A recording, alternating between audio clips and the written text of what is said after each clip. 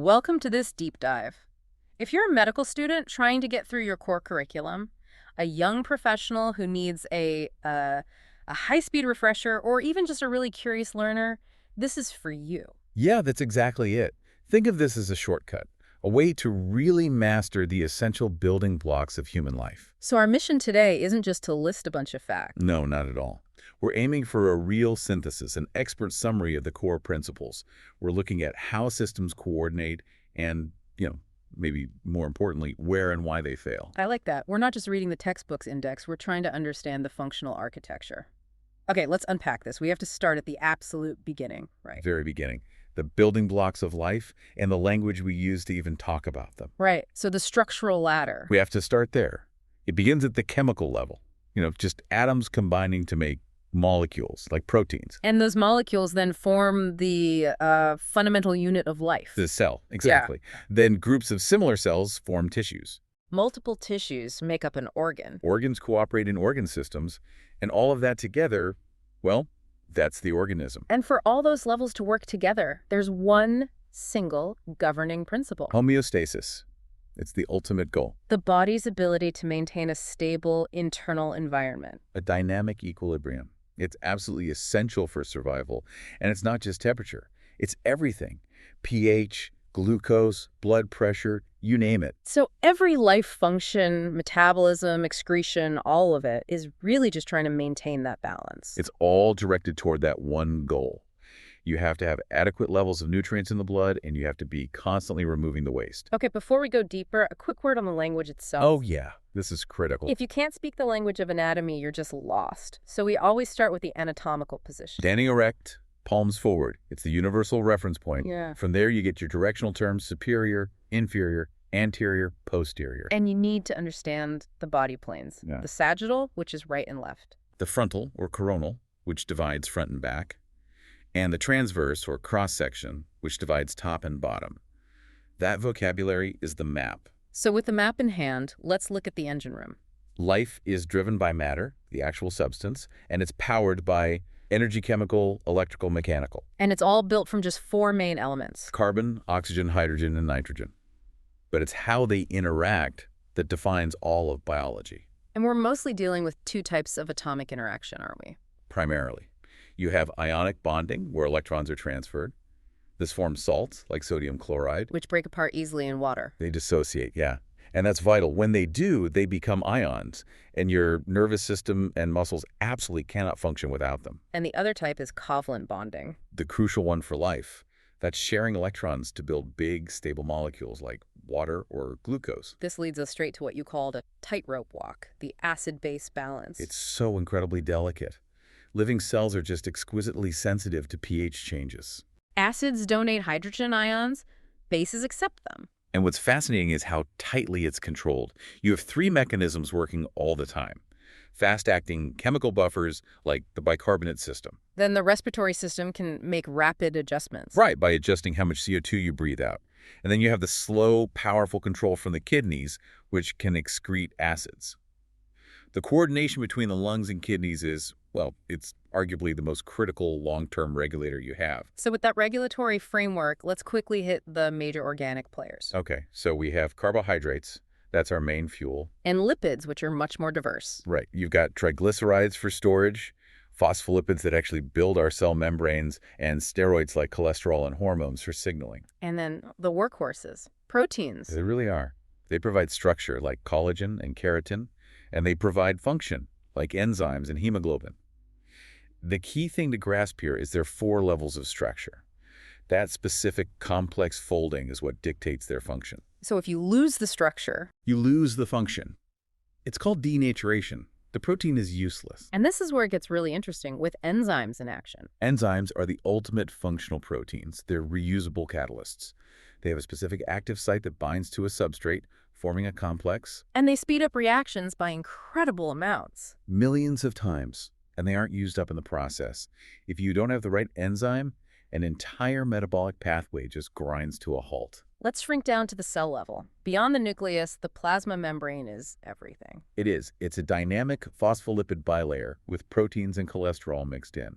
And because its core is lipid-soluble, That bilayer structure is what determines what gets in and out. Which means understanding transport mechanisms is vital for any clinician. Absolutely. We can separate them based on whether they use energy. Passive processes don't need any ATP. Like simple diffusion for gases or osmosis for water. Right, and facilitated diffusion, which uses a channel or a carrier protein. But the real energy hog is active transport. That's where the ATP comes in. Yes, active processes need ATP to pump substances against their concentration gradient. And the king of these is the sodium-potassium pump. The Na plus K plus pump. It's constantly working. It pumps 3 sodium ions out for every 2 potassium ions in. Without that pump, your nerves can't fire, your muscles can't contract. It is the most critical molecular motor in your body. And finally, the blueprint for all this. Protein synthesis. It's a 2-step process. First is transcription. That's where the DNA code gets copied onto a messenger RNA or mRNA molecule inside the nucleus. And then that mRNA leaves the nucleus. And goes to a ribosome for the second step. Translation. The ribosome reads the mRNA code, and with the help of transfer RNA or tRNA, it assembles the specific chain of amino acids to build the protein. So structure dictates function, but DNA dictates structure. That's the central dogma right there. Okay, let's move up the ladder. The first line of external defense, the integumentary system, the skin. The outer layer, the epidermis, is this amazing stratified structure.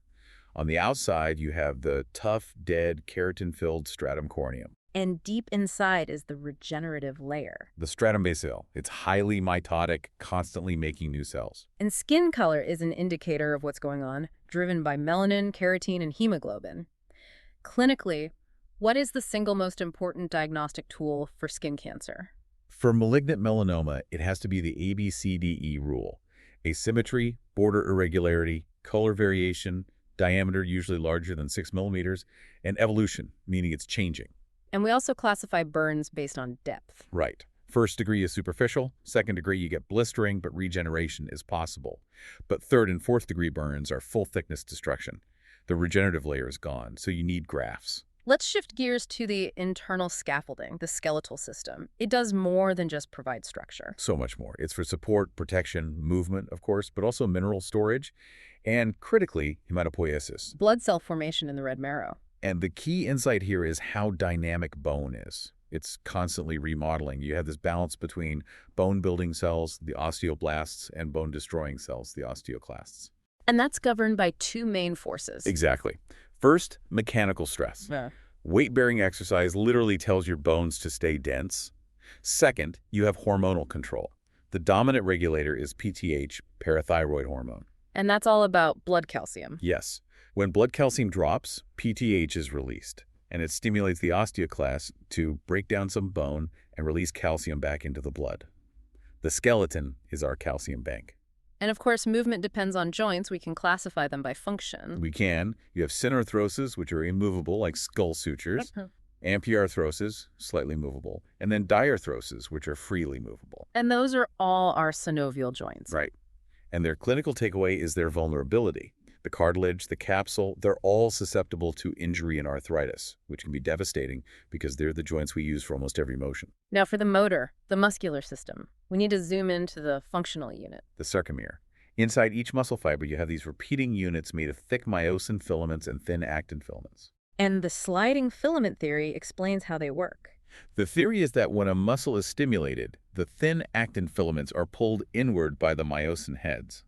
They slide past the thick filaments, which shortens the sarcomere, and that shortens the whole muscle cell. But there's a trigger mechanism for that. It's a coordination between nerve and muscle. Yes, the nerve impulse releases a neurotransmitter, acetylcholine, or AE, at the neuromuscular junction. That starts the whole process. And the fuel is ATP. ATP is the direct fuel. But for short bursts, the body has a rapid recharge system using creatine phosphate, or CP, to quickly regenerate ATP.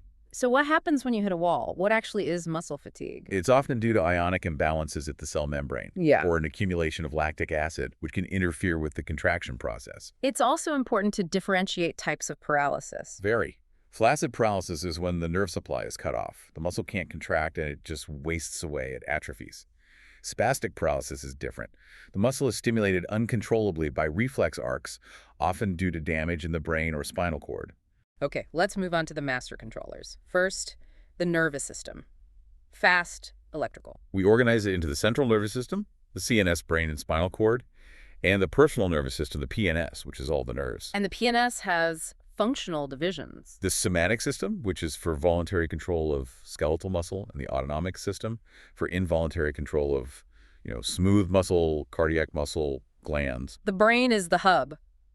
Let's talk about some key areas in the cerebral cortex. Well, the somatic sensory area is crucial for interpreting touch, pain, and so on. And Broca's area, usually in the left frontal lobe, is absolutely essential for producing speech. And where you have localization, you can have localized pathology. Exactly. Cerebrovascular accidents or strokes block blood flow. That tissue death results in specific losses, like hemiplegia, one-sided paralysis, or aphasias, which are speech deficits. And then you have degenerative diseases. Like Alzheimer's, with its progressive dementia and senile plaques, or Huntington's, which involves severe mental decline and those uncontrollable movements. The special senses are really just extensions of the nervous system. For vision, light has to be focused through the cornea, aqueous humor, the lens, and the vitreous humor. On the retina, we have two types of photoreceptors. Rods and cones. Rods for low-light, black and white vision, and cones for sharp, high-acuity color vision. For hearing, sound waves are amplified by the three little bones in the middle ear. The ossicles hammer, anvil, and stirrup. They transmit the vibration to the fluid-filled inner ear. And balance has two parts. Static equilibrium, which senses gravity and head position when you're still, and dynamic equilibrium, which senses rotational motion. And clinically, it's important to know that sensorineural deafness, damage to the neural parts, is much more permanent than conduction deafness. What about our second major control system, the endocrine system? It's slower, but its effects are widespread. It uses blood-borne hormones, and the release is controlled by three types of stimuli. First, you have hormonal stimuli, where one gland stimulates another, like the hypothalamus telling the pituitary what to do. Second, neural stimuli, where nerve impulses trigger a release, like adrenaline. And the third? Humoral stimuli. This is probably the most common. It's when changing blood levels of ions or nutrients directly trigger a hormone's release. Ah, like the PTH and calcium example from earlier. The perfect example. Low blood calcium, a humoral stimulus, triggers PTH release. Yeah. It's all about these precise, self-regulating feedback loops. And as we age, the system changes. The major endocrine decline in late middle age is in the ovaries. Or menopause. Right, and the resulting estrogen deficiency can accelerate conditions like osteoporosis. Let's turn to transport and defense, starting with blood. Blood is a connective tissue.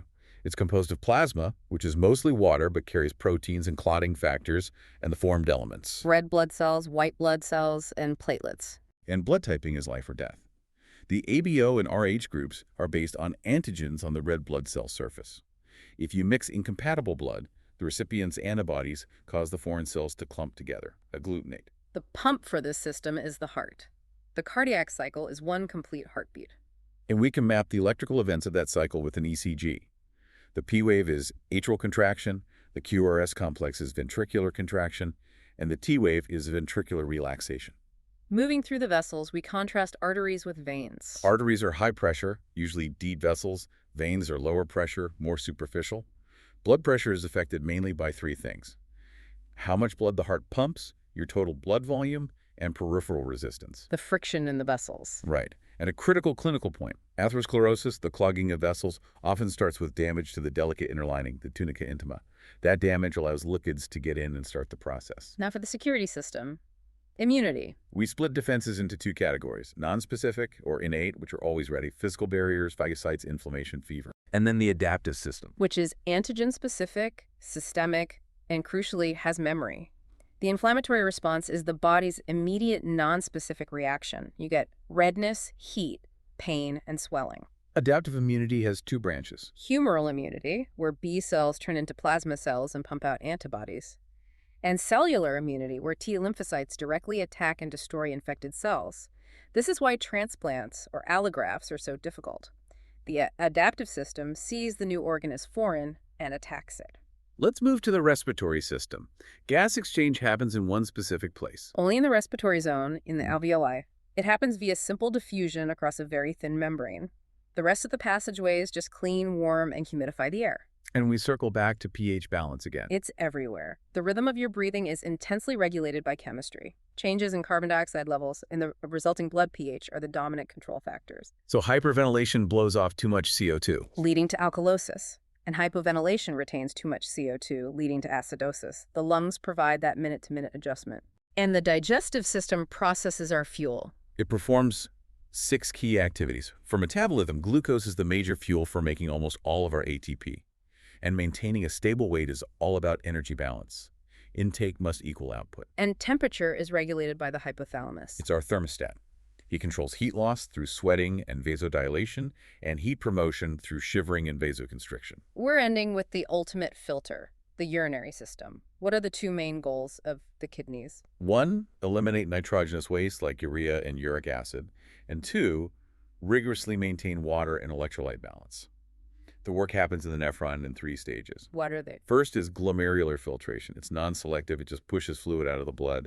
Second is tubular reabsorption, where about 99% of the useful stuff, water, glucose, amino acids, is reclaimed back into the blood. And the third step gets rid of what's left. Tubular secretion.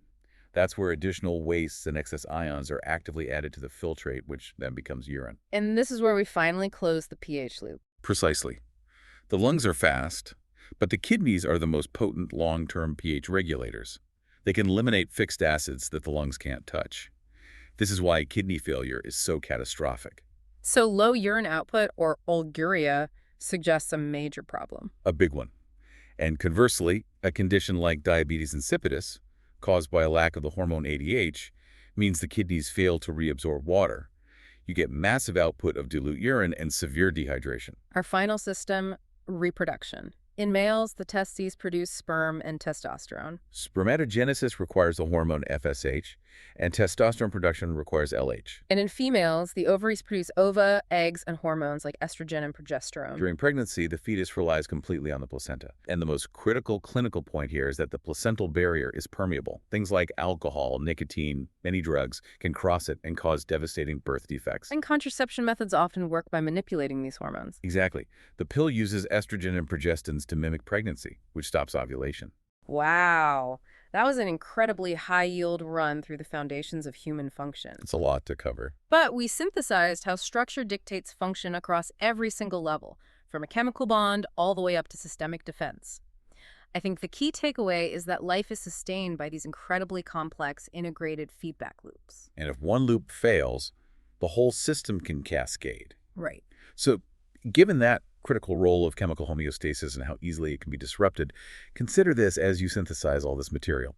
Both hyperventilation and diabetes insipidus result in significant imbalances. How do the physiological outcomes of these two conditions differ, specifically regarding their direct effect on blood pH and on total body water content? Think about that question.